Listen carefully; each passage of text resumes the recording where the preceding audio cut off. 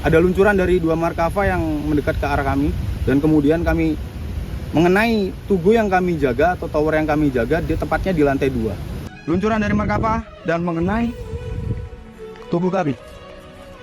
Setelah itu meledak dan kami terpental ke atas.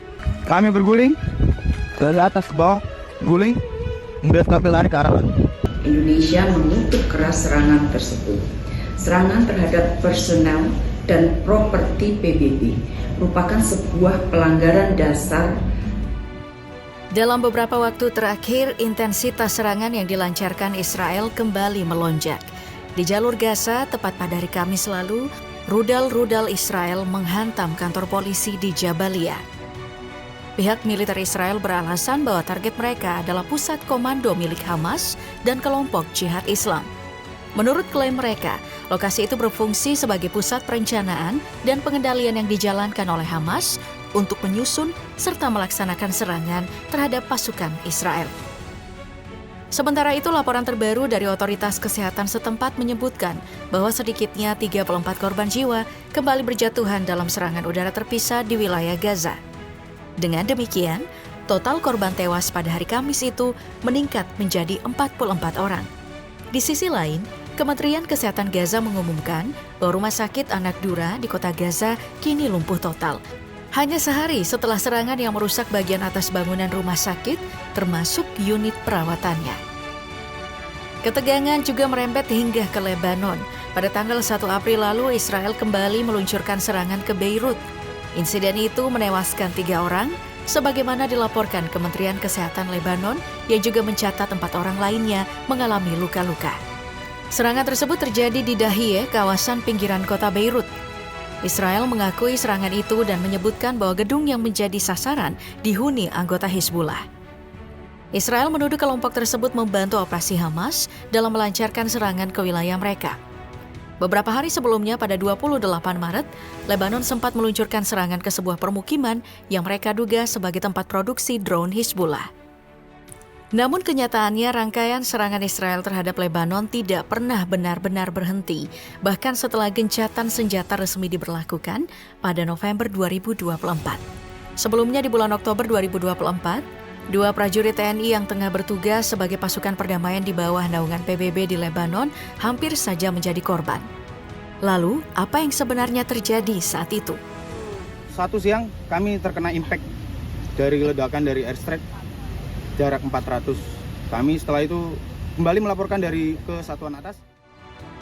Pada tanggal 10 Oktober 2024, 2 prajurit TNI, Pratu Marinir Egy Arifianto 8 dan Praka Nofrian Syaputra, tengah menjalankan misi sebagai bagian dari pasukan perdamaian PBB di daerah rawan, Nakora, Lebanon Selatan.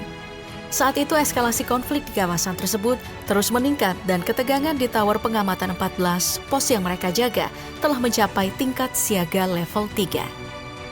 Sekitar pukul 09.00 pagi, kedua prajurit ini mengamati pergerakan 2 unit tank tempur Merkava milik Israel yang melewati tembok Blue Line.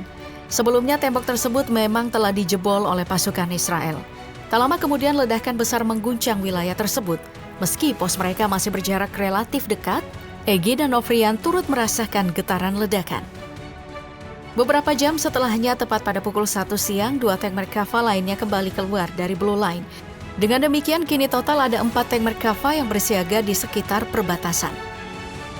Ketegangan semakin memuncak ketika sekitar pukul 5 sore, serangan udara dan tembakan artileri mulai mengguncang sektor Nakora.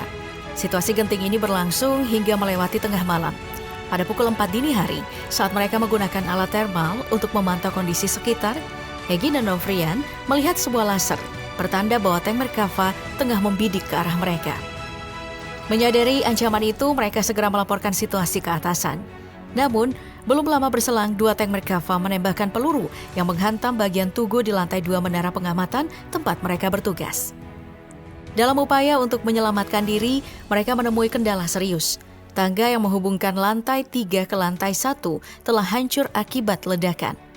Egy berhasil lebih dulu melompat ke lantai 1, namun Nofrian mengalami sesak nafas karena kepulan asap tebal yang memenuhi ruangan. Akibatnya, ia harus kembali naik ke lantai 4.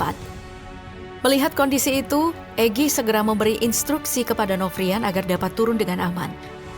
Berkat koordinasi cepat dan ketenangan mereka, akhirnya keduanya berhasil dievakuasi menggunakan kendaraan lapis baja, lalu segera dibawa ke rumah sakit untuk mendapatkan perawatan lebih lanjut. Serangan terhadap 2 prajurit TNI tersebut segera memicu kecaman keras dari pemerintah Indonesia. Menteri Luar Negeri Retno Marsudi dengan cepat memberikan pernyataan resmi. Ia mengungkapkan bahwa 2 prajurit TNI yang tergabung dalam misi UNIFIL mengalami luka-luka saat tengah bertugas di menara pengamatan yang terletak di markas kontingen Indonesia di wilayah Nakora. Pernyataan ini disampaikannya di tengah-tengah pelaksanaan KTT ASEAN yang saat itu berlangsung di Laos. Indonesia mengutuk keras serangan tersebut. Serangan terhadap personel dan properti PBB merupakan sebuah pelanggaran dasar. Tak lama kemudian, Duta Besar Israel untuk PBB Dani Danon menyatakan bahwa dirinya merekomendasikan agar seluruh pasukan penjaga perdamaian dipindahkan sekitar 5 km lebih ke utara. Alasannya, situasi di sepanjang Blue Line dianggap belum stabil akibat aksi-aksi agresi yang dilancarkan Hizbullah. Namun, di periode yang sama, UNIFIL justru mengirimkan surat resmi kepada militer Israel. Dalam surat tersebut, mereka menyatakan keberatan atas penempatan kendaraan dan pasukan militer Israel di sekitar pos PBB.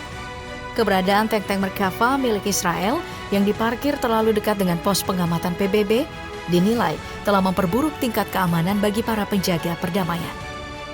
Luncuran dari Merkava dan mengenai tubuh kami. Setelah itu meledak. Selama ini Indonesia memainkan peranan aktif dalam upaya menjaga perdamaian dunia. Hal ini diwujudkan melalui berbagai inisiatif, termasuk keterlibatan dalam misi penjaga perdamaian PBB, peran sentral dalam konferensi Asia Afrika, keikutsertaan dalam gerakan non-blok, aktif di ASEAN, serta melakukan pengiriman misi Garuda. Melalui kontingen Garuda, Indonesia secara konsisten mengirimkan pasukan ke berbagai negara yang tengah dilanda konflik. Kontingen ini telah bertugas di sejumlah wilayah bergejolak seperti Lebanon Selatan, Kongo, Sudan, serta beberapa negara lain yang mengalami ketegangan bersenjata. Keikutsertaan Indonesia di berbagai misi ini menjadi cerminan komitmen kuat bangsa dalam mendukung perdamaian dan stabilitas global.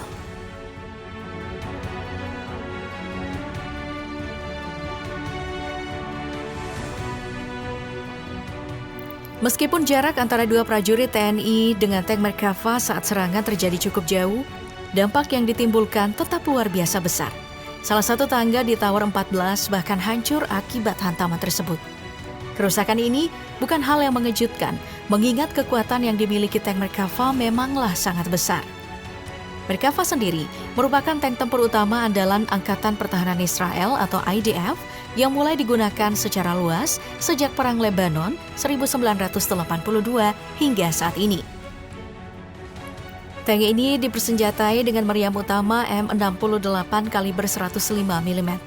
Dalam operasinya, Merkava membawa hingga 62 butir peluru, jumlah yang cukup besar untuk memastikan tank tidak kehabisan amunisi di tengah pertempuran yang intens.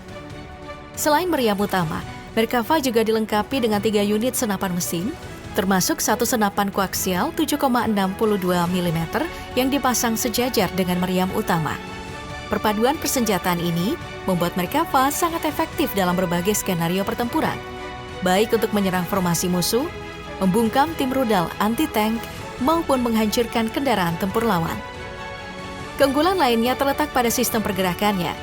Merkava mengandalkan mesin diesel bertenaga 1.500 tenaga kuda yang memungkinkan tank berbobot besar ini melaju hingga kecepatan maksimum 64 km per jam. Selain itu, Merkava juga dibekali sistem perlindungan aktif bernama Trophy yang menggunakan kombinasi sensor canggih untuk mendeteksi dan menangkis ancaman, mulai dari peluru kendali anti-tank hingga rudal-rudal lawan yang mengancam dari berbagai arah.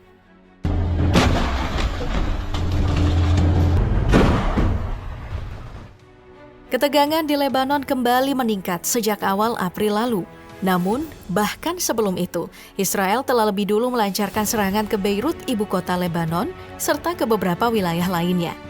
Dari rangkaian serangan ini, Amerika Serikat sebagai sekutu dekat Israel justru memperlihatkan sikap yang semakin menekan Lebanon. Di sisi Israel, mereka mengklaim bahwa serangan yang diluncurkan pada 28 Maret 2025 merupakan respon atas penembakan roket ke wilayah mereka. Namun Hizbullah dengan tegas membantah keterlibatan dalam serangan roket tersebut. Bahkan kelompok tersebut menuding bahwa insiden itu sengaja direkayasa untuk memberikan Israel alasan melakukan serangan balasan terhadap Lebanon. Ketua fraksi Hizbullah di Parlemen Lebanon, Mohamed Rad, menegaskan bahwa Hizbullah tetap berkomitmen menjaga gencatan senjata. Menurutnya, justru Israel lah yang sejak awal tidak pernah benar-benar mematuhi perjanjian gencatan. Hal ini tercermin dari serangkaian serangan tanpa alasan jelas yang dilancarkan Israel ke berbagai wilayah di Lebanon. Situasi ini sangat mirip dengan apa yang terjadi di Palestina, di mana Israel juga kerap mengabaikan kesepakatan gencatan senjata dan terus melancarkan serangan brutal terhadap masyarakat sipil.